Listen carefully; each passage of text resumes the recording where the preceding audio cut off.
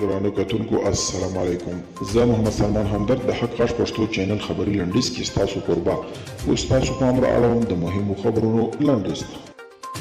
پاکستان وايي پر ډیورنډ تدابیر سختوي او چاته اجازه نه ورکوي چې افغان خاورې دغه هیواد ته واوړي. د پاکستان د کورنیو چارو وزیر شیخ رشید په تازه څرګندونه کې ویلي د هیواد پالیسي داسې ده چې د جګړو د شدت په صورت کې به افغانانو ته پاکستان ته د اوښتو اجازه ورنکړي.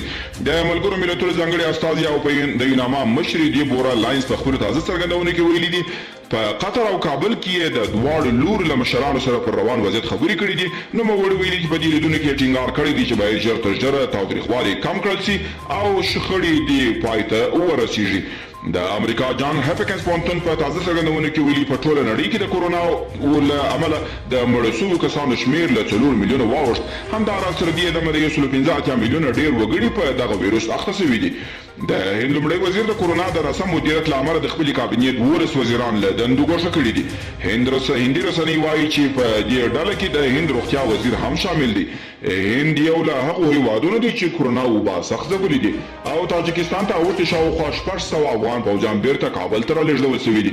د تاجکستان ولسمشر امام علي رحمان دغه راز امر کړی دی چې له دې پولې سره د امنیت د ټینګښت لپاره د پوځي تدابیر زیات شي.